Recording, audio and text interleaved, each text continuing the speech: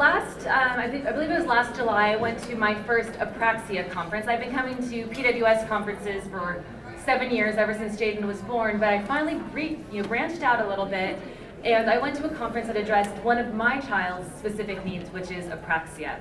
He has a very difficult time communicating. While he can speak in full sentences, you can see his mind working as he's processing to try to get what's in his brain out of his mouth. And what really blew me away when I was sitting in this apraxia conference was as they were describing all of these challenges that children with apraxia have, you could have replaced apraxia with Prader-Willi syndrome and you would have been identifying my child to the T.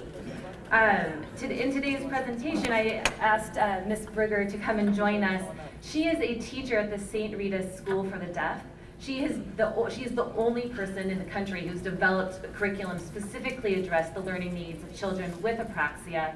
And she's going to be able to speak to you today about some of the educational techniques that we could be using to help our kids learn, because they learn differently and they can learn. They're smart, they're amazing individuals. They just need to be helped a little bit differently. So she's going to tell us all about some different ways that we can experience success in the classroom for our kids. So I give you Ms.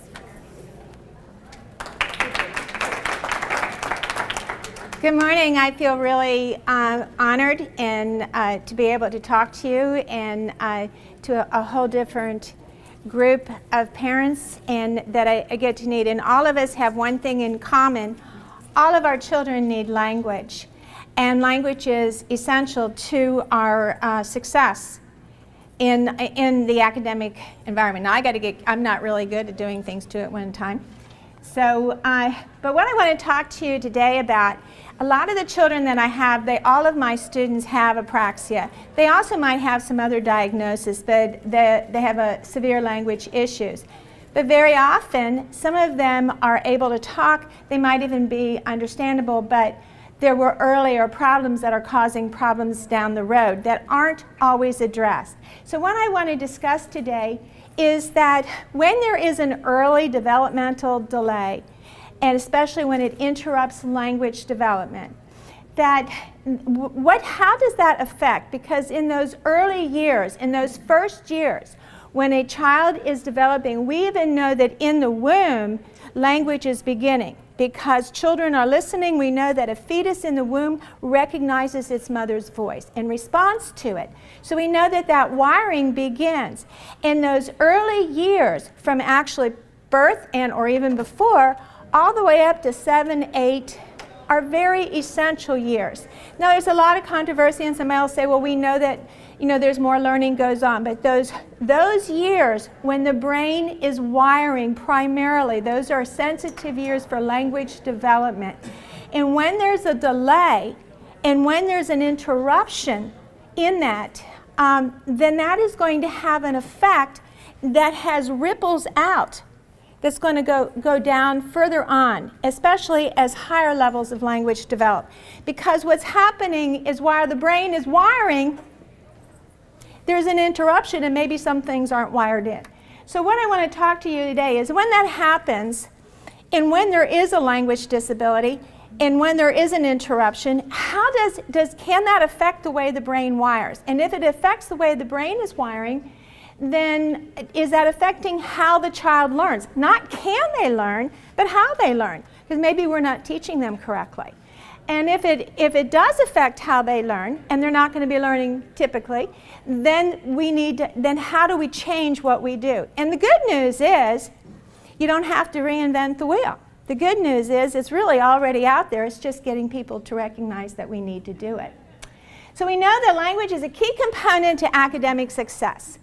And that those preschool years, now we said language starts earlier. Maria Montessori, I'm a Montessorian by training. I have a master's in Montessori education.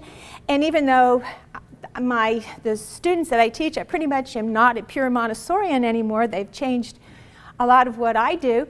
But my approach is through Montessori, which is follow the child. And it's a very multi-sensory approach. So I have more of a non-traditional approach to education than more of your traditional teachers. But Maria Montessori did say that by 3 the child is made. Now there's controversy and people will say, well, we know that it's not complete. But what she was saying was a lot of the components for language. Children by the age of 3 are speaking in full sentences. They usually have their sentences with the correct grammar. They usually are getting the components are all there. But if there's been an interruption, a lot of the children that I have, even though they're understandable, there was an interruption later on, they got late, the speech came late. There are even some children that had tubes. And they're finding out now, there's research that children who have tubes and that hearing is being interrupted, they're finding that that also is having effects in learning later on. It's the way the brain wires, and sometimes when they miss something, the brain doesn't pick it up. It's not like the brain just picks it up later on when things get fixed. Sometimes that means if they miss those points when the brain was wiring for certain language development, then that's going to have to be taught explicitly later on. And this is something that's not really always understood when you get into the classroom. So the early years, preschool to 3rd grade, so the best thing is for parents to be prepared. Whether your child is showing speech language issues at that early age, it's always a good idea for all parents to make sure that your child has a rich language environment, because these years in the general population are so critical for language development.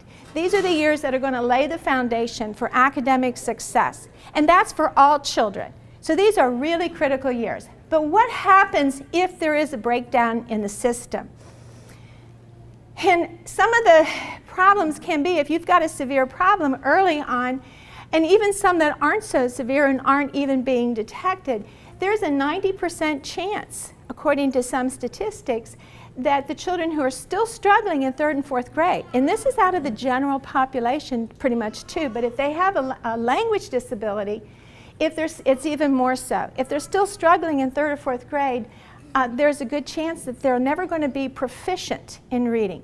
It doesn't mean they won't learn to read, but that proficiency that you could get, if we could get them before then, that time frame has been lost because those early language skills were missed. So what this is not to scare you or it's just to make parents aware that if your child is past that 3rd, 4th grade level and having trouble, there's a reason for it. And it doesn't mean that you can't work with it, but it just means that if you have younger children, these are golden years, those early years, to do something now to really give them that rich language environment. And if this is true in the general population, it's far more true for children who have language delays. And so that's what we bring to the second point. And then the other thing, we know that children who have language delays, there is a higher level of psychosocial problems because it's a communication disability. And when there's a breakdown in communication, it's going to affect psychological and emotional development. We see a higher incidence of ADHD, and I want to talk about my theory about why I think that is. And children so if they have a speech language issue, they're also more likely to be bullied. And we know that we see as high as 1/3 might have a clinical behavior problem. And of course, the academic across the field in all the academic content areas is going to be affected. And we know that those who have a persistent language disability at 5 are going to be 8 times more likely to have a learning disability at age 19. And so what we're seeing is that the impact of an early language delay can be pervasive, because it's even when you can correct, and we have some really great SLPs out there who are doing, especially in apraxia, have really doing a lot of good work. And I see a lot of children that come to me and I see tremendous progress in their articulation. But even if that's happening, we still see that there is going to be an effect, a ripple effect that may go on down the years that sometimes is not always picked up. So when we find a child is struggling in math, we might not realize that it came from that early experience of having a language delay. So we need to understand that in it, but it is effective, and it also is going to be in math, it's going to be in social studies, it's going to be in in the emotional, in the environment, in their relationships with friends and peers. So all throughout the classroom environment, it's pervasive. And we sometimes, I think, I saw this and I thought, this is pretty much how I feel sometimes when I'm trying to help my students, and I think how much more for you. And I've been a parent of a child. My child was born deaf, but he had lots of other issues, and I always said being deaf was the least of his problems. And sometimes when you're sitting around and they come to you and they tell you all the things that are wrong with your child or that could go wrong and all the things, you feel overwhelmed. And it can be overwhelming because these are some of the areas that we say can be affected. And then also, because you're dealing with, so often with like a language delay such as apraxia, and we're talking about these early years when the brain is wiring and it's taking in those experience and heart and it's hardwiring some of these things for future processing. That particular part of the brain, there are other areas and other things affected. So we tend to pick up some what I call fellow travelers or comorbidities. So very often we see ADHD, executive functioning issues. A lot of times there's sensory processing, also dyslexia, problems with language processing, auditory processing. All these other things can come along as comorbidities, or I call them fellow travelers. And they have to be, and there's an interaction. I never know which comes first, the chicken or the egg. So we get to this, and we say, my goodness, what's a parent to do? It's overwhelming, and it seems like all I'm hearing. I remember one time with my child many years ago, and I've been around for a long time, but I remember when it was all new for me, and I was sitting there, and I sat at a table, and they're all telling me all these things, and finally I just said, can anybody tell me something good about my child? Can somebody tell me something positive? And that really kind of changed a lot for me, because from that day on, I made up my mind that I was going to focus on my son for who he was as a person. And because he was a great person, he was a great child, he was a little boy who needed to be a little boy. And he needed to be looked at as a little boy, not as this list of problems. We had to deal with those problems. Those are challenges, and we do have to deal with them. We can't ignore them. But never, never lose sight of the fact that your child is just a child. And that child has gifts and has strengths. And those are the things that can't be lost. So when we're talking about problems and we're talking about all these things that these children have to deal with, let's also never lose sight of the fact that they are a gift. And they have gifts. They have potentials. And that's why you're all here. And one of the things that's really wonderful is that tremendous changes can be made by parents. And look at all of you here to help your children. This is how changes are made. This is how you have hope. But a lot of what I have to tell you today when it comes to education, the fix is not that hard. The hard part is getting the professionals on board. And so one of the things is we really do, there's a lot going on, and I was listening to some of the talks and I'm really, wow, it's great. And so in a lot of the other professions I see a lot happening. And you know what? I got a problem with my profession. Because like I'd like to say to the educators is, where have you been? What are you doing? Because for the last 40 years we have had some of the most exciting research that has come out, that we now know how the brain functions. We know where reading happens. We can tell from the brain, we know exactly what is best practice.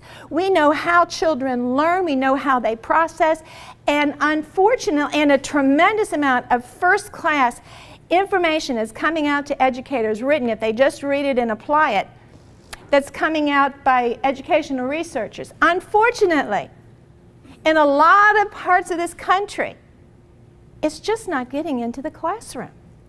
And you're running into not only teachers who, I have a real problem with our teacher training programs, But I also have a problem with the fact that we have school systems and there's so many other things that get involved. And what's really important is the child.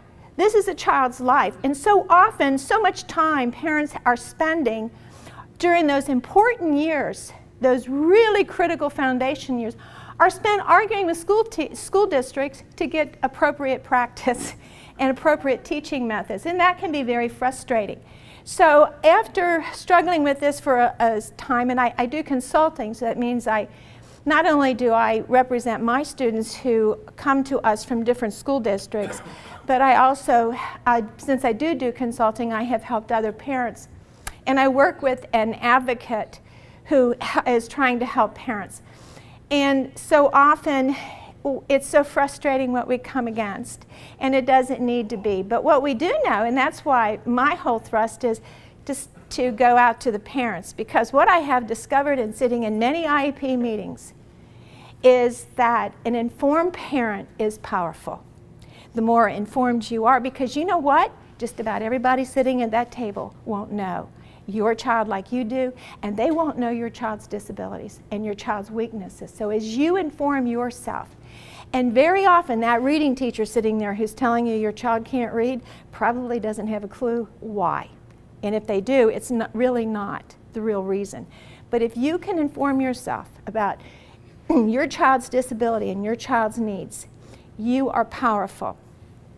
And I have seen a lot. And there's a lot that can happen if those of you have been sitting in IEPs enough.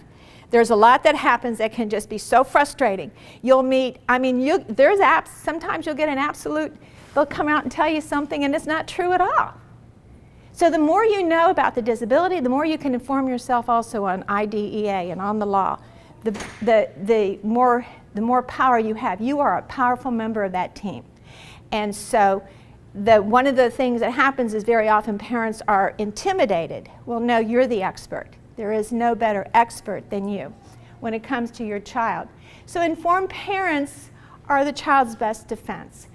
These are some books just for developing reading and language skills in the classroom that I felt were parent-friendly.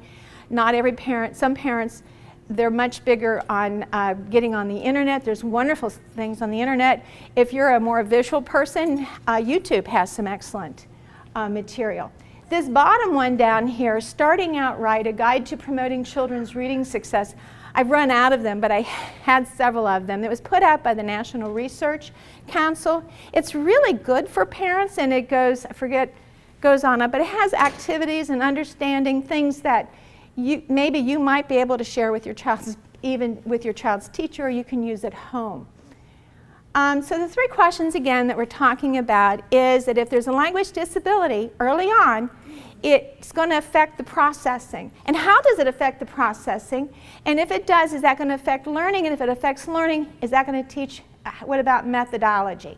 So one of the things we need to understand is the language process. If we're talking about language here, which is key to success in the academic world, then we also want to have an understanding. You don't have to have a deep understanding, because trust me, you're probably going to do better than most of the professionals sitting at the table. If you just get a basic understanding. And one of the biggest things that's coming out in research right now is, and it's out in the literature, and the Common Core is addressing it, and that is the fact that reading and writing actually begin at the nonverbal level. It begins before print comes in, because we need to understand what the language process is and what is real language. We are aware of two modes of language. We have oral language, which is your spoken and heard language, and we have written language, but only one of them is really language. So that's oral language. And oral language is something that you're all born with. It has a neurological basis. There are specific places in the brain that process oral language. You are wired for it. And as I told you before, it starts early. It starts in the womb when that child is hearing and recognizing, that little fetus recognizing its mother's voice. And so we know that there's certain parts, primarily, not exclusively, but primarily on the left side of the brain, You have the Broca's area, they have the Wernicke's area. There's different parts of the brain that are specifically designated for processing oral speech. One part of the brain just takes in those sounds and records them and puts sounds into words, and another one is associating, meaning there's a whole system going on. It's a complex system. But because it's natural, we don't have to teach it. It just happens. Maria Montessori talked about the absorbent brain, the absorbent mind. That baby who's lying in a crib is picking up language. All the language that's going on around that child that little brain is just going in there, bzzz, it's wiring. And the richer the language is around that child, the better and the stronger the wiring. They've even found that children who, I think it's up to like 8 months or up to a year, if they have, say a child has a nanny who can speak Mandarin Chinese, and they hear it in those early months, the brain will wire for that. And then later on, they never are exposed to that again, and later on, maybe they decide they want to study Mandarin Chinese and find out that they can speak it like a pro, because their brain wired for it. That's how strong this is. And so the more you have, the richer the environment, starting right away with language around the child, the better it is. But even with all things being equal, we know that by 2, there's a huge explosion of vocabulary. So that that just on the lower end, and they're doing 8 to 10 words a day. So what did I do? Well, now how do I put that back? There we go. I'm not safe with these. All right, so oral language is more than speech production now. So often when we think of oral language and we think of language problems in children, we think of the child that isn't starting to talk at 2 or maybe at 3 or 4, or when they are talking, they're not able to get those words out. But it's more than that. And sometimes what's happening, especially with the research that has come out about the children who have tubes in their ears. And that is something that is really interesting to consider. They're finding that a lot of those children are having some of these same issues later on, and they're showing signs of the ADHD, they're showing some learning disabilities, why is this? Well, what it is what we're finding out is that's the heard speech is so important, and if they're missing some of that during the wiring time, then there's holes in their wiring, there's gaps.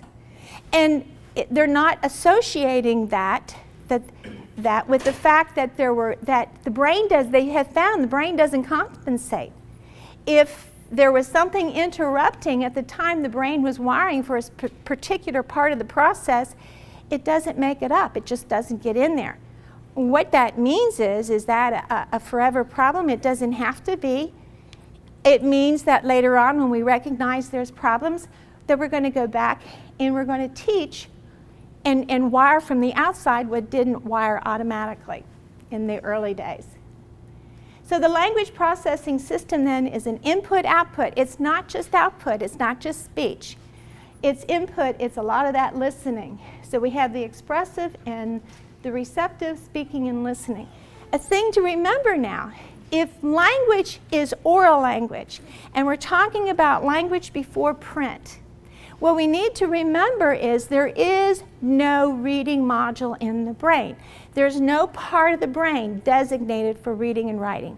That's why it's not true language. And so when it's time to start learning to read and write, the brain is going to use those same parts, those same organs that have been designated for expressive and receptive language. And if there is an interruption in that wiring, it's going to affect this. So we know that oral language is more than just articulation, it's everything. Your oral language is how you communicate your ideas and your thoughts.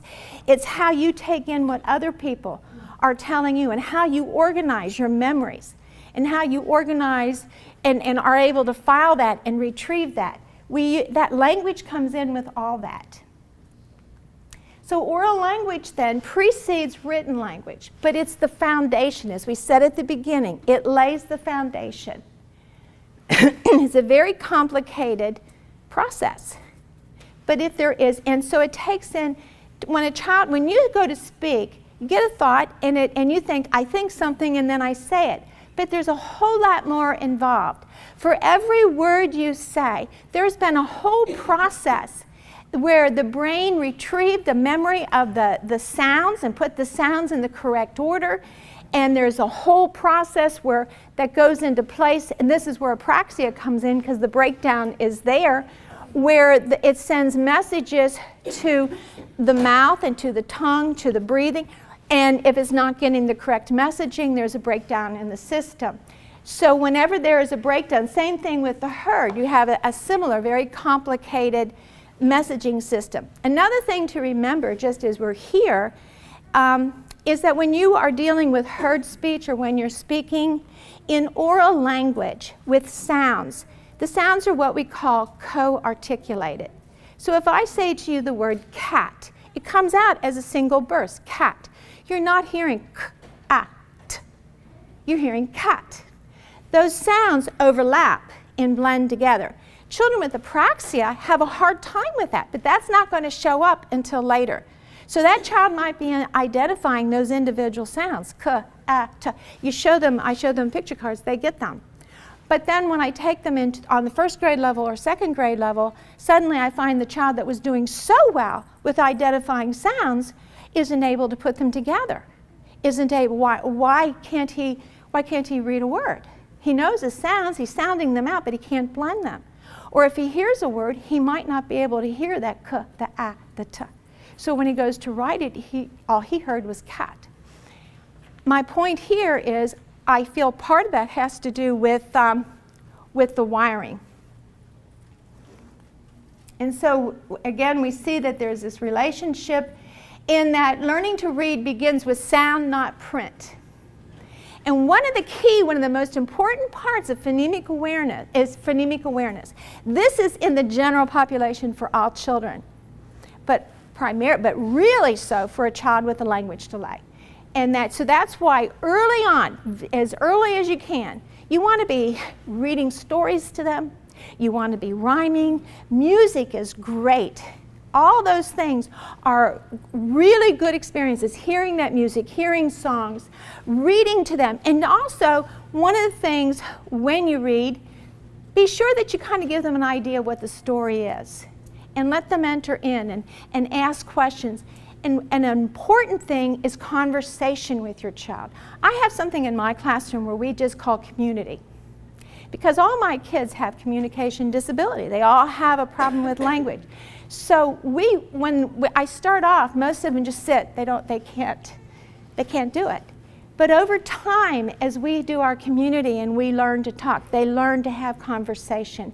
It develops those skills. So as you do those things at home, so often what happens is the child that has a problem is usually the one that's sitting quietly. And so in the family is a good place to start saying, well, Joey, what do you think? And you may have to help them. But as you do that on an ongoing basis every day and you help them, it helps develop that language. So we start very early with this. So when we have weak connections between oral and written language, we're going to, the connection to the written language is tied in to what has happened on the oral language. So even when the oral language issues seem like they're fine, so I've got a 5-year-old who now is talking very well. I can understand him, and he knows the sounds, but it was late. He didn't get language until late, or we had to have these other issues. That needs to be remembered, because remember, during those years, the brain was wiring, and did the brain affect how that child is learning? And also, we're going to see some problems down the road, perhaps. And we're going to see problems there might have been. So if you have a child who starts here, with where a child was, typical children are at 3, there's this gap in here. And if we're not addressing that gap is going to kick in somewhere along the way. So you're going to see a problem with language acquisition, word retrieval, syntax. That's putting your words in order, the grammar. These are all things that can pop up. You go back to my friend Mr. Bloomfield, And he says what I've been telling you, that all that written language is just the symbolic, it's the representation in print of oral language. And if the oral language has a problem, then you're going to have a problem with the print. Because writing is pretty recent, it's not natural, it has to be taught. It's only about 5,000 years old. The Sumerians gave it to us. And so, unlike oral language, so when there is a breakdown, then we need to really be more explicit. Some people, and this is problems with expressive oral language result in some of these things. It's kind of like going backwards. Yeah. Okay, so then we mentioned this before. You also have expressive, and the expressive would be your writing. The receptive is reading. If a child is having trouble putting out full sentences, and then they get to second grade and the teacher wants them to write a paragraph, do you think that's going to happen? And it isn't because there's something wrong with them. It's because they're still working. They still have an oral language issue that needs to be addressed. So we know there's no reading module, and we know that when there are problems in reading and writing, and there's been a history of early language delays, we need to address that. And instead of just looking at it, what we do so often in schools today, we start on a higher level of language, and we're never addressing these early skills. So we see that they're reciprocal. It's the same parts of the brain. And one of the things, just before I move off this, is just what I had said before. Just be really careful. If you have a young child and your child is showing progress in kindergarten, but they does have a history of having trouble or is late developing language or had early delays, remember that those were key times when the brain was wiring. And a lot of times that child with that co-articulation hears those individual sounds, but is going to have trouble when they get to first grade, second grade, when it comes to hearing the sounds in a word. Sometimes if I say to some children, I have a child in my class right now who talks very well, but if I say to him, Franklin, or when I would say to him, Franklin, the cow jumped over the moon, can you tell me what I just said? He's like, cow, moon, or he'll put it together, or it might be out of word. He's a very bright child. But he got the idea of what I said. He pulled out Maine, but he didn't get the details. Some children will give it back to me out of order. And so those are all important things, because when you get to reading, those are things that don't show up. If you were with this child and you heard him talking, you wouldn't know that he had a language disability, but he does have a past of a language delay. And he has lots of problems with writing. So in general, it's going to impact these others. So we see, in addition to just articulation, language processing, listening comprehension. Very often, if you're talking, words are hard for them. They're not word people. So if they're listening to me here, they've already turned me off. Too many words, too much information. And also they may not, they're picking out what the brain goes and picks out what it thinks is important and just kind of sloughs off the rest. Phonological awareness. They may not really be hearing all the sounds. I have children that really struggle hearing and discriminating between, and if you hear them talk, you think they're talking fine. But when it comes to reading, they have a hard time hearing the difference in a word between an a and an or an and an I. Memory is in their sequence. And then executive function, we've talked about it, and I don't want to spend too much time because I'm running out of time here. But one of the things I want to talk about is with executive function, it's also a part of all this wiring over here. And it has to do, and we see this a lot in apraxia, and it affects the ability to organize, to sequence, and to motor plan. And it's more than just muscle movement. It affects thought, organization of thoughts, planning of thoughts. So very often when children are trying to tell you something, they know what they want to tell you, but they have a hard time getting it out because, number one, they're trying to retrieve words, and they think in pictures, so they're trying to find the word for that. And number two, they see what they want to say. They don't necessarily hear it. They see what they want to say.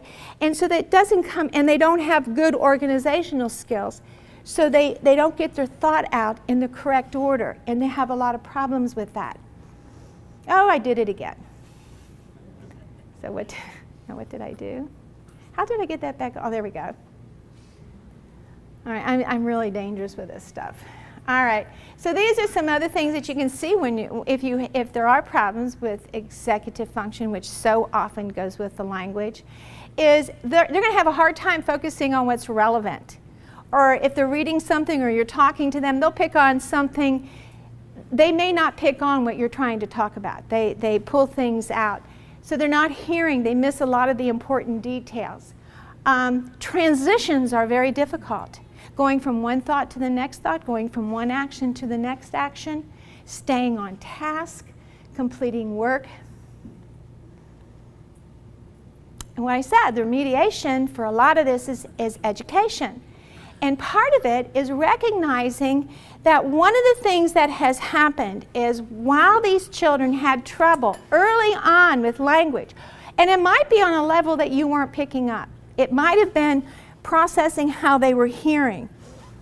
What happened is, and this is what they have found when they were doing, just to back up, a lot of children who have dyslexia, which is a common comorbidity that's going to kick in here, what they found when they did brain scans on these people with dyslexia who had all these issues with language processing, they found that the brain was much more developed on the right side, and it was larger than it was on the left side. And what that means is, first of all, they're very visual, and the right side primarily is processing that visual input.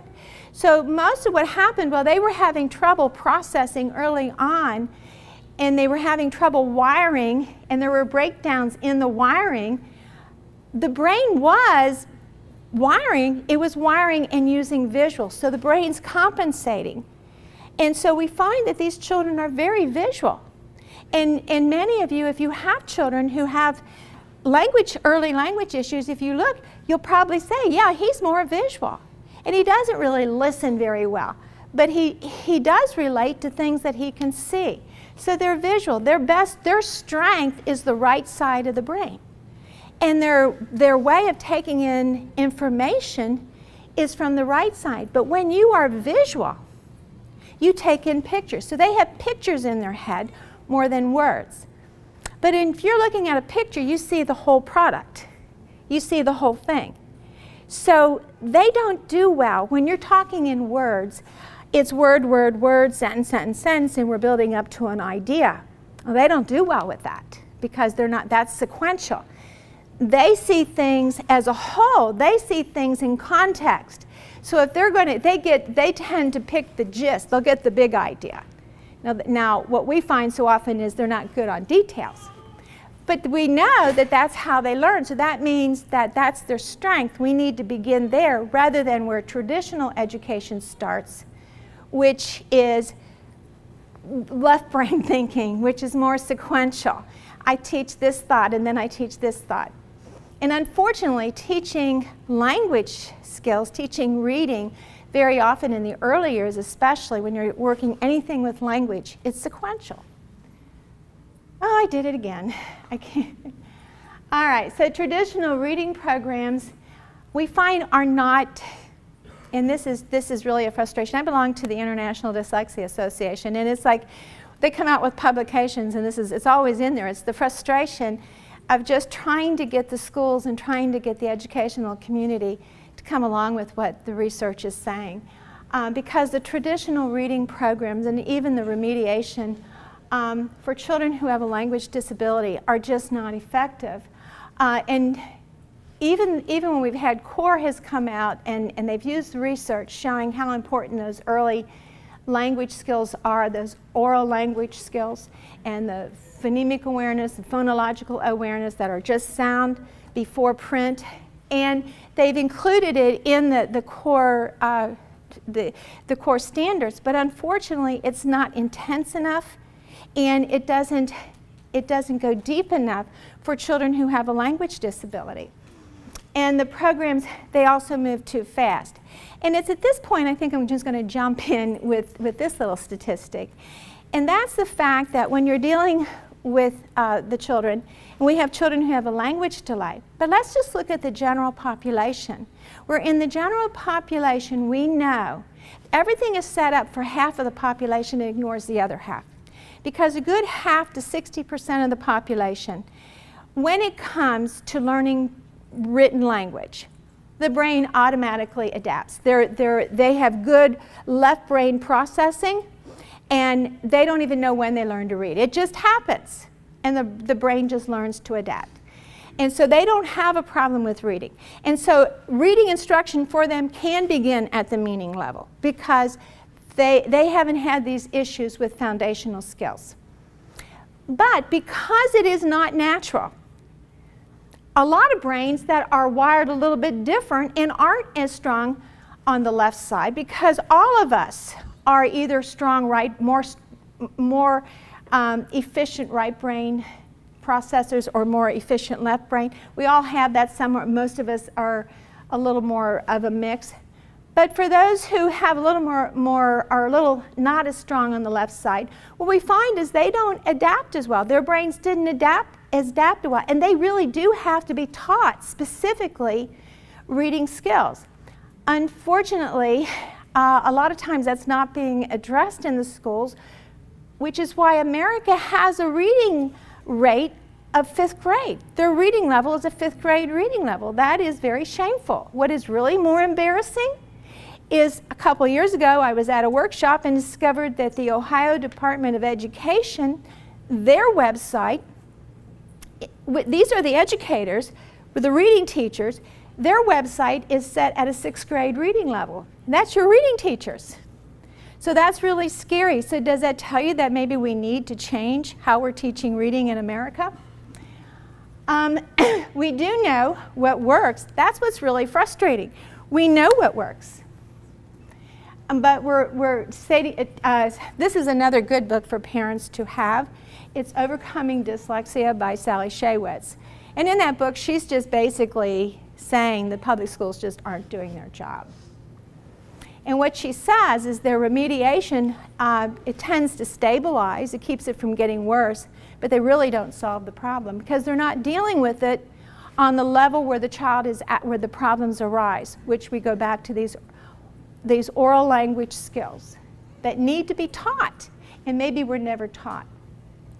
So what works is a research-based program that is going to systematically teach all those sounds, systematically teach those language skills that for 50% of the population just happen, but for the other ones, that they have to be taught. The brain has to be taught how to adapt, how to associate sound to symbol, how to blend sounds, how to hear sounds in a word. So that if I hear the word cat, I hear 3 sounds, and I can say 3 sounds. So in a research-based instruction is always going to address all these areas. These are 7 essential areas. So we start on the sound level with the phonemic awareness. And then we get into teaching the phonics. And that is that sound to symbol relationship in those spelling patterns.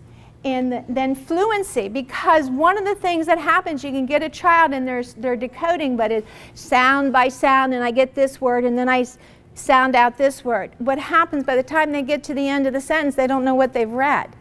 So you want that fluency where it begins to come really fast. Vocabulary we've talked about, the reading comprehension, also the writing. If you don't have the oral language, it's going to impact your writing skills. And comprehension of the spoken language, and we were talking about, if you don't process language that well, and your auditory processing isn't that strong, it's going to have an impact. All of these things can be taught, and there is a way to do it, and there's some really good programs. Unfortunately, we have a lot of teachers, and I don't blame this on the teachers, I blame this on the teacher education, the teacher training programs that are in the colleges. I didn't get it. I had to get it on my own. And that is, teachers just aren't trained in linguistics. They're not trained in language development. So how are they going to diagnose that when Sally over here isn't reading, that it's because she has a language issue that maybe went undetected? So effective teaching is that the teachers have, we know that the best remediation comes with the teacher knowledge. And that also you want frequent testing to make sure, okay, he's got that, but now let's see, is he getting this? So that we're seeing that there's making progress. You can't just walk in at the parent-teacher conference in December and find out that there's been a problem since September.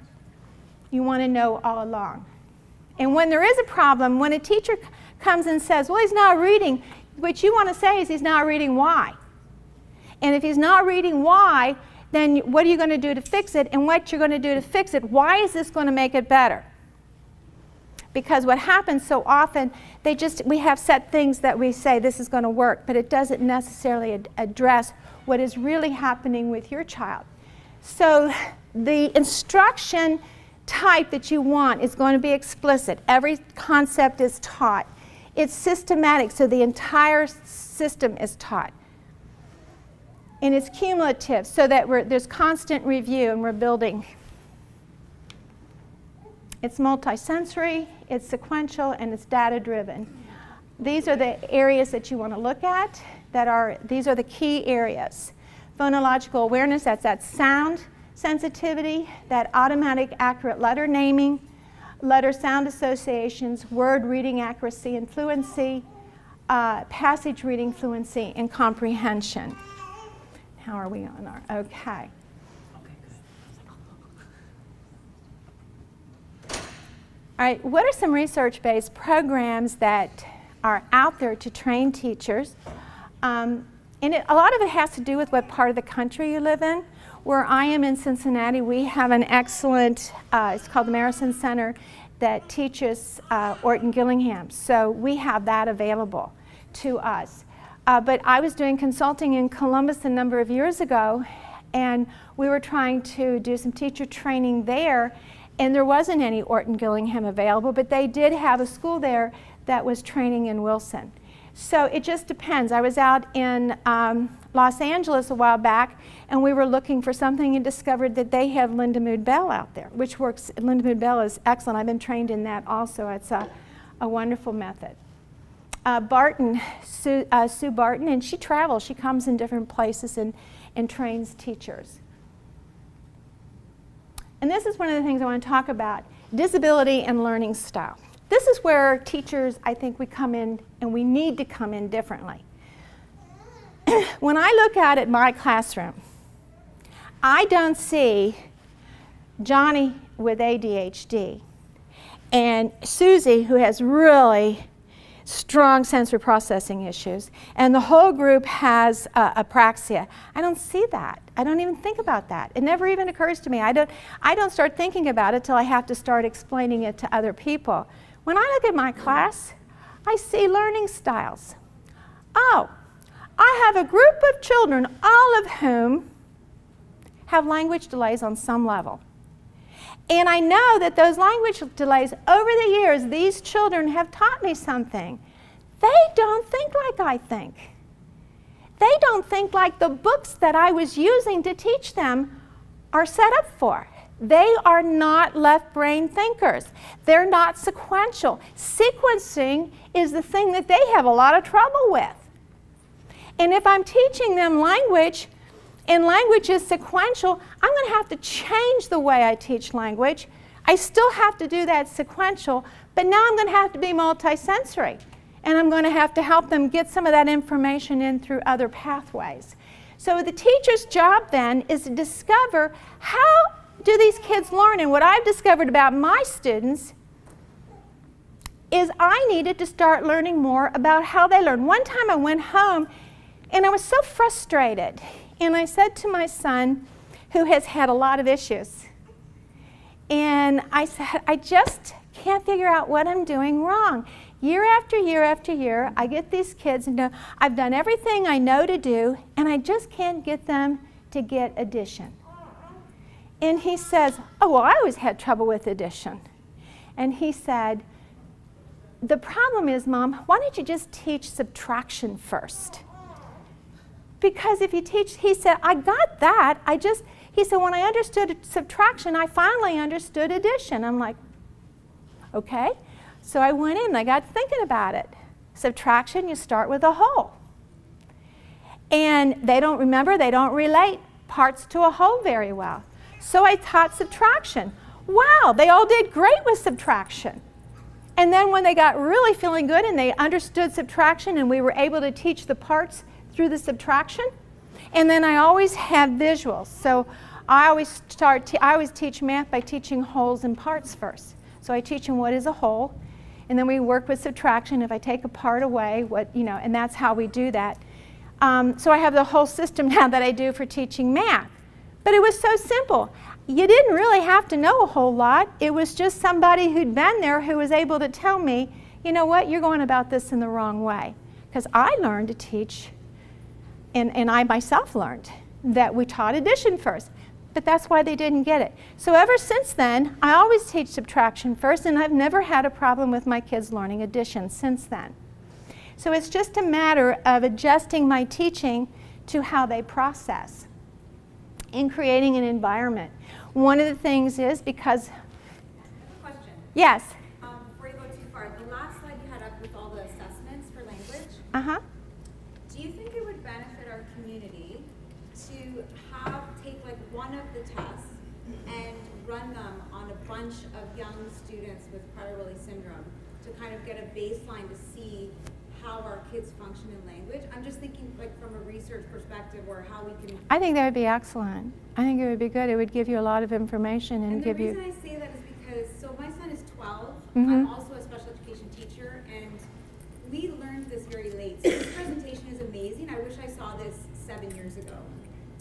Because when we went to, what happens is when you're delayed in all this language, and then you become delayed in reading and writing, then it increases your anxiety, and then behaviors come out in the classroom. So now we're dealing with the behaviors. So the dominoes start going down. Right, and so now you have all these behaviors that are caused because of this misinterpretation of language. So it's been so frustrating for me because I'm a special ed teacher and I didn't know that. So I went to see a psychiatrist because I'm like, okay, anxiety, we gotta get the meds, and he actually stopped me and said, no, he doesn't need meds. You need to get the language under control. He's got 10 years left in school. What can you do to help him build his language and to help him understand? So he gave us like a few simple things we could do. And one of them was ask him to repeat back to you what you said to him.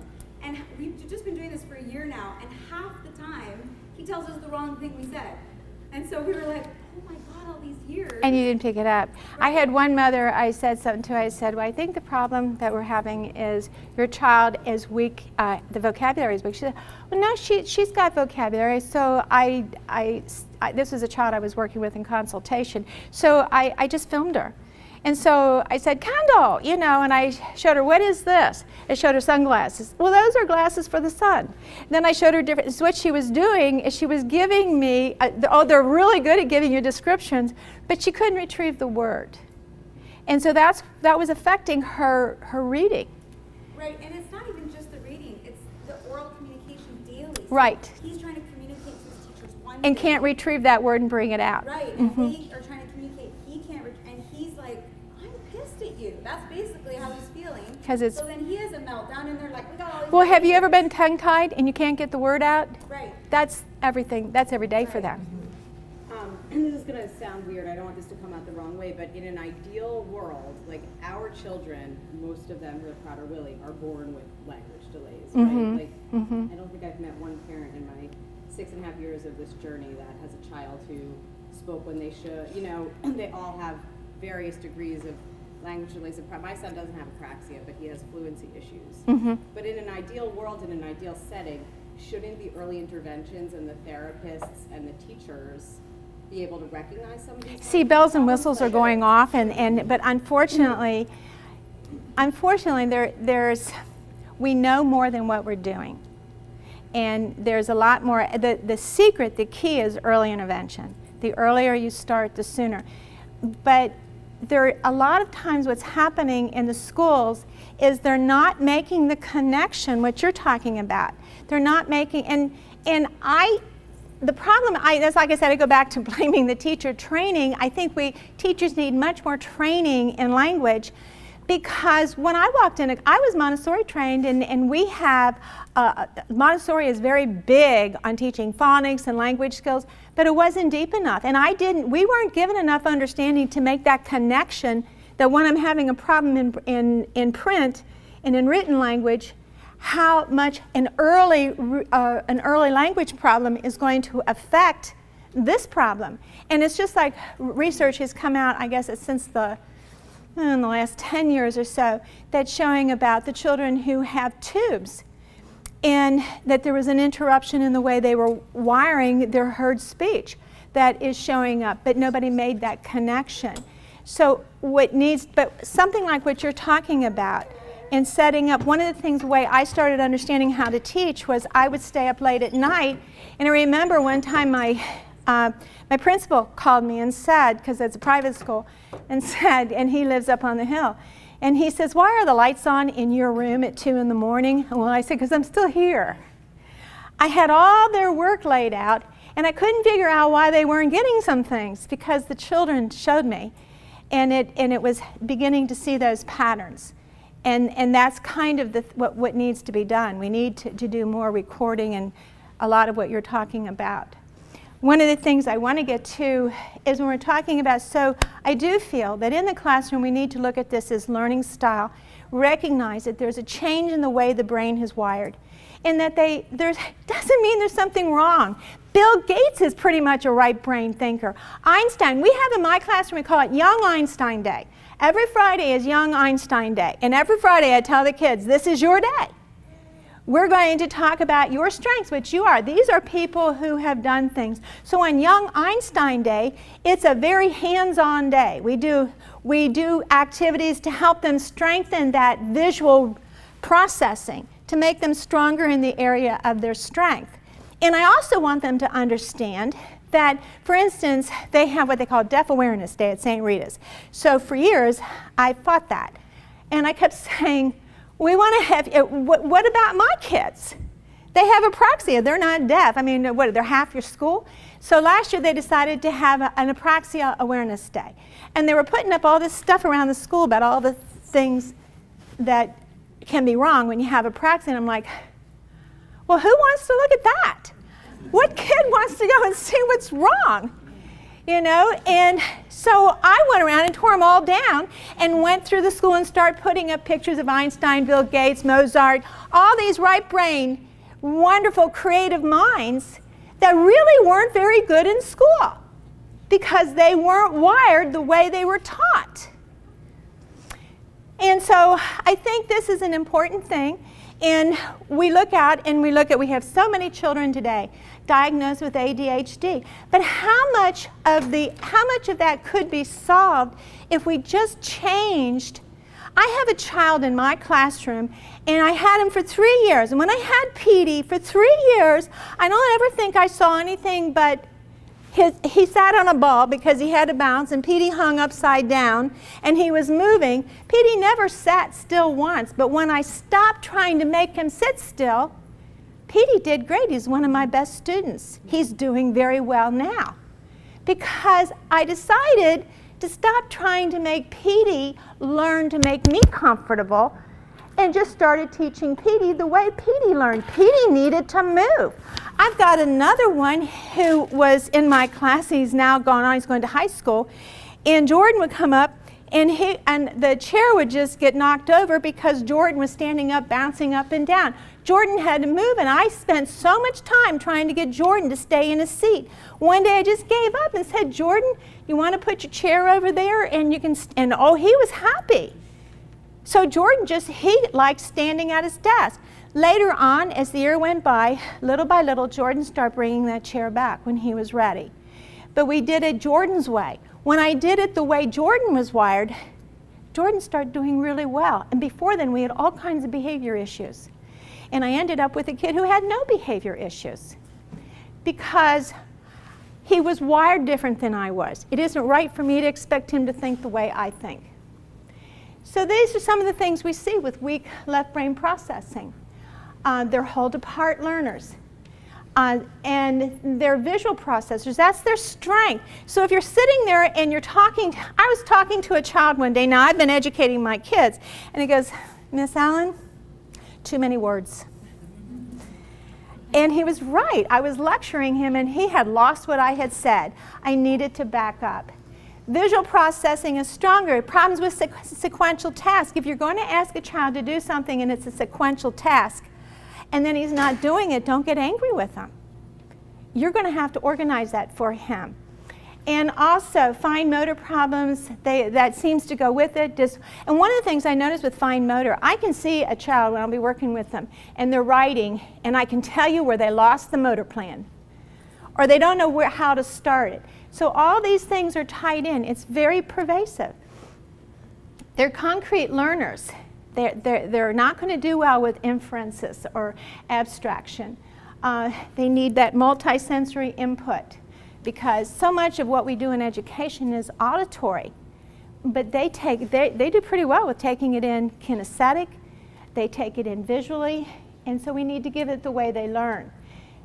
Linda Silverman, she has some really good writing. And she talks about hold-apart learning. And she talks about weak left brain processing. And she shows some of the disabilities that, quote, pop up from that, which would be writing, central auditory processing. She has ADHD, dyslexia, and I added the apraxia. And then here we see, and you see the child who is on the right brain thinker, he thinks in the present. He's in an eternal present. He doesn't have a sense of past, and he doesn't have a sense of future. So he's going to have some problems with time. And so very often they'll get really frustrated and they get very upset. They don't know how to get something started. So sometimes if I have Hannah and she's sitting over in the corner and she's playing around doing something like this and she's got her math work, and I'll say, Hannah, you haven't gotten anything started. And she gives me that look. So if I go over and I get her started, she's good to go. Sometimes I have to show her where to start, and I want you to do this much. And when you get this finished, you can take a break and come over and see me. We'll talk about what's next. Over a period of time, I can fade that. But I need to start training her and helping her organize her work. And she's not going to do it on her own. And she has a poor sense of time. Another thing, if you give them a task and you tell them to sit down and you don't tell them when that task ends, sometimes they're going to get very upset. Because for them, it's an eternal present. They're going to be doing this from now until the cows come home. So you got to tell them, when the bell rings, you're finished. Or when you get this problem finished, then you're finished. When they know where they finish, they know the end from the beginning, they do so much better. So here's just some more information, and that's talking about your left brain thinker is going to be more time-oriented and more sequential. The left brain, or the right brain, no way. And so one thing to remember is they just don't have words in their head. They have pictures. And because of that, very often they have a hard time finding the words, which is what we were talking about before. They have trouble finding the words to associate to that picture. They have trouble organizing. They know what they want to say. They see it. And they just don't know how to put it in words and get it out. And that needs explicit instruction. Time is what we've been talking about, but also in time, keep in mind, especially when you're doing an IEP, that you make sure that it is written into the IEP that they have extended time, because it's going to take them longer to get a thought out. It's going to take them longer to retrieve the words. Yes? And I think also to further that, to tell the teachers what that means, because sometimes teachers just think, oh, extended time, go put them in a room for 20 minutes and finish that, where really it's, if you ask them a question, count to 30 in your head before you expect that response. That's a very good point, yeah. Because I have to practice that at home as a parent, and teachers don't do that naturally. Right. So they need to know that. And that goes back to understanding the language component, that Teachers aren't given that, and I think it makes it very difficult for the teachers. But I have to tell you that I have learned a lot. I've learned more from my students and my parents who have taught me how their children learn than anything I learned in college. And so that's why I say you are more powerful than you realize. So hold apart processing. This is a good picture because in this one you see over on this side, if I take my right brain child, most of my kids in my class, and I show them that, and I said, you know, can you tell me what that goes to? They'll have no idea. They won't understand how that ever relates to a flower. But I can show a petal to a child that doesn't have those issues, and they'll know that that goes to a flower and what flower it goes to. Before my right brain kids, my students, I'd have to show them the flower first before they would be able to understand the concept of a petal being a part of that. So on this one here, you see the processing. This little girl, she's processing step by step by step in words and in print, and that works for her. But it's not going to work for him. Look, his directions are stuck in the box. He hadn't even looked at them. My dad was like, I don't think my dad ever opened up directions, but he always was able to put things together. So now in this picture, he has the picture in his head. Most of my students, and probably your kids, probably aren't at this point aren't going to be able to do that. But if you have a model in front of them, so when you're writing an IEP, make sure that the IEP says that they have concrete models and visuals to work with, because that's how they need. That's going to be more important to them than the words, because they're visual, they're hands-on, they're three-dimensional, and they need to manipulate materials. So traditional instruction, which is two-dimensional, going to do worksheets and reading books and discussing, isn't going to work for them. So we have what I call, you'll see this. And I get this. When I forget, and I'm like, I get really excited and want to teach something new and haven't processed it through the way they learn, this is what I end up. But you know whose fault that is? Not them. That better not show up in the IEP that I write. I need to find out why that's happening. So what I call is teacher-caused student misbehavior. So what we're talking about is what we want to get into the classroom is that we're not reacting to the behavior, we're not reacting to the fact that they're not getting it, we're going to relate to it.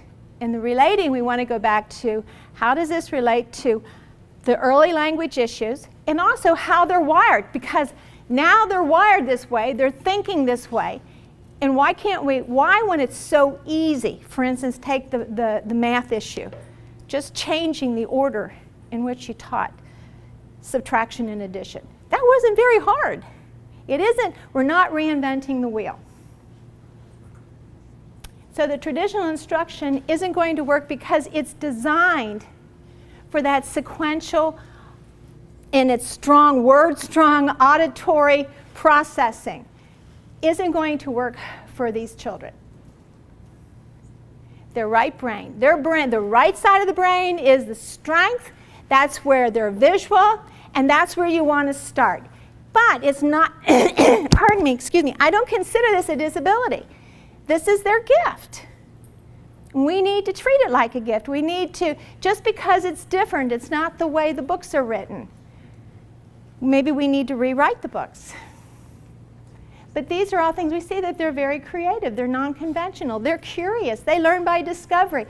Is there anything wrong with that? So why are we suppressing it? Why don't we go with that?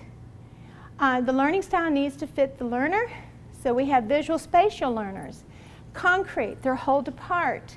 Oh, I did it again. Okay, kinesthetic learners, we talked about that. They're interactive. This is another thing. So often I'll have parents early on, they'll say, well, you know, I really want some one-on-one. And I try to do that, but what I have found out over the years is when I work one-on-one, they don't do well with on-demand.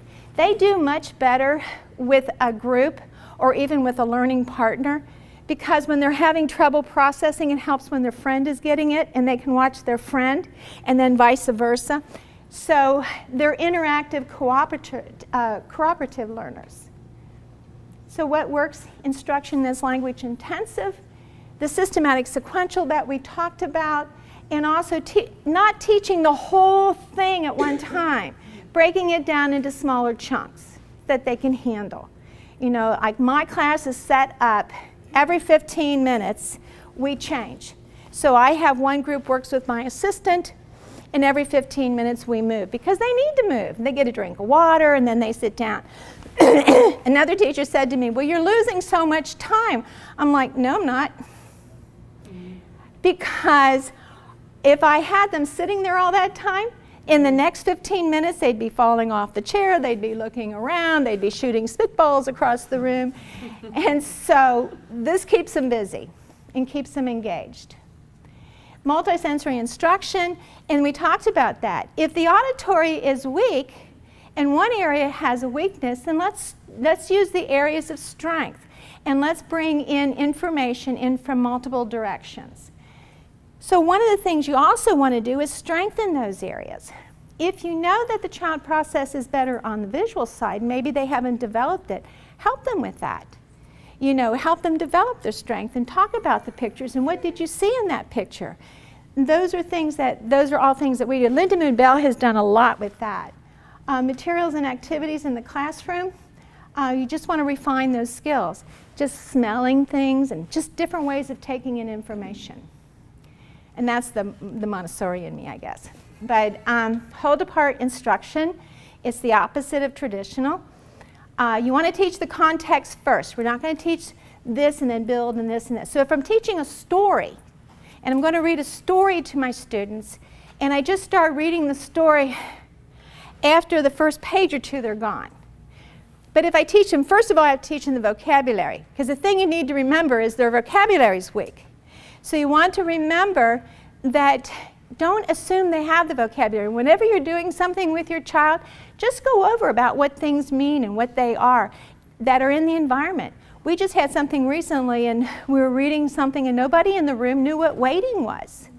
And I just assumed they did because they'd all been waiting, but they didn't have the word for it. So we brought in some water and everybody waited, and now everybody can tell you what waiting is. So you can't just teach a word and teach it abstractly. You have to associate it with a picture or an experience or something. But you want to teach vocabulary. So you're going to read a story, and if you just start reading the story, you're not going to keep them. Or a lot of times my kids don't do well sitting and watching a movie. They peter out after a while. But if they know ahead of time what's coming, if they know the end from the beginning, they're doing really well. So if I'm teaching them, say, okay, this is about a little boy who has a dog and he loses the dog and he gets really upset because he can't find the dog, and no matter where they look, they can't find their dog. And what I want you to do is I want you to find out how did the dog get lost, and we're going to read the story to find out how the dog get lost and did the dog come back. So now the child knows what's expected and he has an idea, he has a context to read. All right, so we want to use diagrams, visual schedules. Rhythm in music is powerful. A lot of times if I can't get them to learn, like when we do counting by dancing. We do a lot with exercises. We do the more you can involve that, but music is so powerful. We play music in the classroom in the background all the time. You know, your Mozart effect, but it really works. When you're teaching, and this is so important, I've had teachers come in who are really good at subs and the kids are like, ugh. That's not how they learn. You got to come in, you got to be dynamic. And you know, I'm getting older, it's kind of taking a lot out of me. But when I come in, and you have to relate to them. You have to respond to them. So when somebody's in the back of the room and he's making a lot of noise with my kids, I'm like, okay. You know, I give them something to react to. And so we can laugh, we can tease, because this is how they learn. Just sitting there giving them straight lessons is not going to work. It has to be dynamic, it has to be exciting. They have to be able to associate it with an emotion and with an experience. It has to make sense to them. Project learning is really good. And then sign language. And of course I teach in School for the Deaf. We started our program thinking that if we just taught sign language to give them expressive language. Well, it did. And a lot of children, what was happening while they were going through intense speech therapy, they were missing all that language time. So when we taught them sign language, then they were good to go. They could learn language skills and at the same time still be working on developing those articulation skills. And we saw a lot of improvement. What we did find is that once children started signing, they started articulating better. It was taking the pressure off. But it was also giving them visual input. And so that visual input was really important. And I noticed that when I had children who started talking, I stopped signing to them. And then I found out they were still having problems because they were using the sign for visual input. And that helped them with comprehension of what I was saying. So, sign has more than just that expressive. So in my classroom right now, primarily, it's for that visual input. Do you do ASL or SEE? I don't do ASL. It's simultaneous sign is the pigeon sign. I use ASL signs using in English word order. The reason I don't do ASL is, first of all, true ASL is never spoken. True ASL it's a topic comment. So if I'm going to say I went to the store, it'd be store me go. And unfortunately, my kids already talk like that. So I don't want to reinforce that. So when I sign, I do what is called case conceptually accurate signed English. But a lot of times if I'm we're really working on language skills, I'm going to even be signing the, and I'm going to be adding the ED at the end. And that gives them that visual input. I use something called my Brigger sound signs that I created because my kids couldn't make the sounds, but making and producing a sound is important. So I just took the hand signs that they knew, and speech therapists worked with me. So for instance, if this is G, it's going to be G. If this is K, it's going to be K. So they know that the G and the K is down here. Now a lot of my kids have trouble with X. They just don't hear that X sound. They have trouble pronouncing it, but they do better when we taught them that X is really two sounds squashed together. It's the K and the S, X. And so a lot of times if a child is having a hard time with it, I don't say it, I'm just going and I'm giving them what it is. So those sound signs have helped. Cue speech also, some teachers have used that.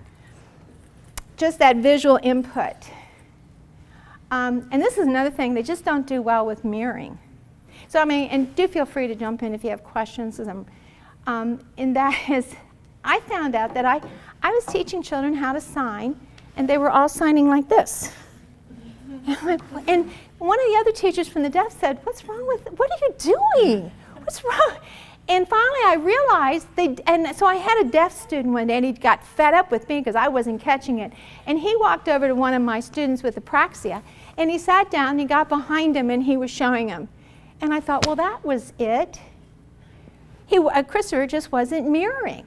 So a lot of times when you're demonstrating something, it's better to sit side by side and demonstrate this way, because they have a hard time mirroring back and forth. I have a question. Mm-hmm. I know there's not much time left. I think we have about 10 minutes. And I want to make sure that everybody leaves here feeling like they go to their school, and they have 1 or 2 action items, because this information was so amazing. And I want to make sure that we don't leave here with, oh my God, this is amazing information, now what do I do? So one thought I had was the language assessment. Is it something where we could go to our teachers or our team or whatever and say, hey, have you done any language assessments? I learned at this conference that getting a baseline of his language level is important. Can we run a language assessment as one action item? We do that in our school, and I work with the speech therapists with them. And there are assessments that are effective and help us. It helps us identify. And when we go into an IEP, and the speech therapist has done their part, and then they tell me what to do, what I can do in the classroom, and that's been very effective.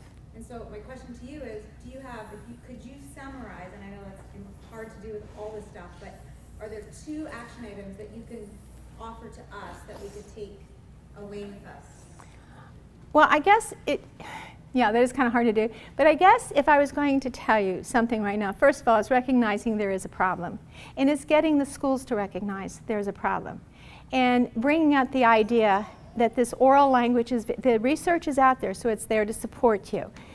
And to bring in, number 1, you really do need to bring in and see if you can't get into the schools. We've done a lot in our area in getting Orton Gillingham instructors into our public schools and into, but it's like hitting a wall. But that's a good area to begin. It's also good to start with your child's teacher to help them to understand how your child, that the biggest thing is to get the teacher to understand that maybe the reason your child is having trouble getting it is because that's not how he processes. So help him to understand that he has a problem with time, that he needs to know the beginning from the end, and you can just start there, because a lot of teachers will get that. They get the learning style and just come in from that direction. And if they say, well, yeah, but that's just one child, point out, well, you got ADHD kids in here, and I'll bet you if you walk in any classroom, you got a large chunk of kids with ADHD. This is how they learn. And so this is a good, does that answer any? Yeah, and I think one of the challenges, unfortunately, our community has is we also have cognitive delays and intellectual impairments that are on top of the language. And so... But you know that this type of education is what works best for those cognitive. It's concrete. Agreed, because they're black and white. There is no other population. Our kids have no gray in them. It's black or white. So if you say maybe to them, they are lost. Right. So that's... It's a very literal word. But this works for the kids who are on the spectrum. Yep. It works. So my argument that I have made when I'm dealing with districts or when I'm dealing with trying to get parents is when you go to the schools is point out that you're not just asking them to change for one child, that they probably have a whole block in that classroom that would benefit. And it isn't, teachers are supposed to just diversify. So I've got the group that's going to learn by the auditory, and I might be more comfortable because that might be how I do that, and I might enjoy that. And I've got all these cool lessons. But what's the point if nobody's learning over here? So I can teach this to them, but why can't I come over here and give it to them the way they get it? Actually, what I have found is so often there's a lot over in this crowd that does better with this type, the visual hold apart. So you can do multiple ways, but I think what we need to break is the cycle that we're only teaching in one way. And we also need to bring in an understanding that language on a foundational level early on has an impact later on in school. And a lot of times I think that comes from parents. Do you work with school districts outside of yours? In my capacity in consulting, I haven't been as successful because I just meet a wall and that's when I decided to go to parents. I work with a child advocate. I do a lot of consulting with her because unfortunately we have to bring in an advocate. So when going to an IEP, our district has just dropped speech services. So when we moving him into kindergarten and sit down around the table, what specific assessments can we advocate for? See, and that's what I was talking about. So often, what you're going to want them to do is you want to have him, because he has a history of having had early speech language issues, you're going to want him to be monitored. And so you're going to want, if they're not going to provide the services, at least get them to do periodic testing to see to make sure that if he's developing a problem, that it's not just ignored, that it's addressed right away. So you might want to say over a period of time, I want him periodically that we're testing, so as soon as we see a problem, that we're monitoring it. And so if there is a problem, then we need to keep that speech therapist in the background. Because the schools are going to tell you, this drives me crazy. And I used to have a principal that would sit by me and hold my hand until I finally learned to control myself. Because I would be sitting in a meeting and the district would say, well, we don't have to give your child the Cadillac. We only have to give them what's adequate. Well, I always want to say, hey, lady, do you want your child to have just what's adequate? Don't you want, and a lot of times I knew these people, so I knew their children were going to some of our private schools. So that is an issue that is really very frustrating. You had your hand up in the back. Yeah, you haven't mentioned this during your talk about the fluency issue and also the enunciation issue, because a lot of our children with the hypertonia have a lot of issues with Yes. just being understood for those reasons. And my question is specifically, I understand acquire certain sounds, are able to utter certain sounds. So how helpful and at what age would you suggest starting drills to help them specifically, be able to pronounce certain sounds like sh versus ch, and et cetera, et cetera. My daughter's 6 and she's been in speech like since day one, but she spends 45 minutes to an hour at a private speech place just working on these sounds. And I often wonder if it's too young or if it's helpful. No, that's a good age. I usually start with individual sounds in isolation in kindergarten. Now I use the visual part too. This is just one thing I'll throw in here. I was going to bring it with me. When I was trained in Orton Gillingham and I was trained, we would teach what we call the baby cards. They had the picture with the letter, and then you would graduate and you would go to cards with just the letter. What I found that was when I was teaching sounds to symbol, if I don't teach it all together, and I say, then they'll either give me the sound, but they can't, remember they don't associate parts to a whole. So I'll show them a letter, what's the sound? They'll tell me the sound, what's the letter? They'll remember one but not the other. So I usually, when I'm using the cards in the drills, I use a card that has a picture. So if the pictures say the sound is A and it's an apple, so I'll say, okay, what's the letter? The letter is A. What's the sound? Of course, I use my sound signs. The sound is ah. What's the word? The word is apple. We give them a keyword because a lot of times if they can't remember, you want more than one way to retrieve. So if they can't remember the sound or they can't remember the letter, they might remember the keyword. Or say, I know the letter, but I can't remember the sound, but I know it's apple. Oh, apple. So you want to but we have to teach it all at one time. You can't teach it in isolation.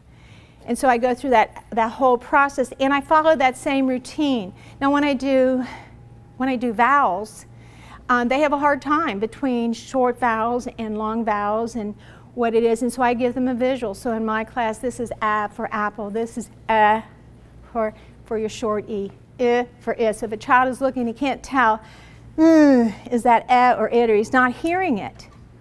I might be going like this, and he knows it's an I, but he might not be hearing it, but over time they get it. Drills are good, and it's good to start about 5.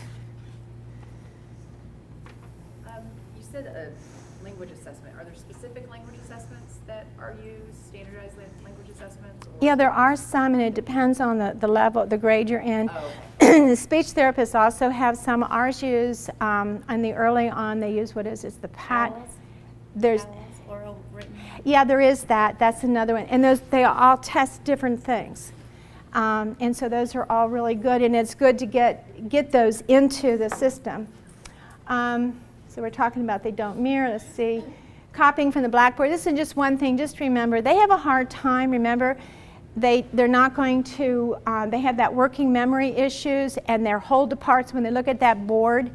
They're just going to pull the gist off. They're not going to get the details. Also, this true is when they're looking at working from the computer, they look up, and when they look down, they've lost some of it. So just keep that in mind. And remember to teach the context first, and we talked about that. You give the context of the story. Or we're going to talk about in science this. And somebody says, well, you're telling them everything at the end. Well, yeah, that's how they learn. Their part is they're not going to get the issues to get there. So we're going to tell them the end so they get all the steps to get there.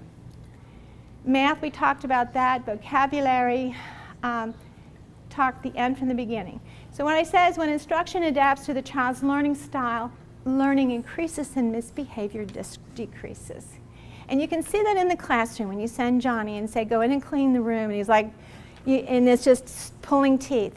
But if you go into the room and say, look, and it was like my kids' room, it was just a disaster. So here's the basket, if you pick those clothes up and put them in the basket, I'll come back. All right, if you take these and you put them on the shelf, and then I'll come back. You've organized it for them, you've broken it down, and you don't have they don't have the problem. They'll do it. It's not that they won't do it, it's just that you've overwhelmed them. And so here we end. And then as I said, Montessori said, follow the child. So let's keep in mind what we've talked about. The schools need to get it through their head that it isn't about the program they have, it's about what the children are telling us how they learn. So.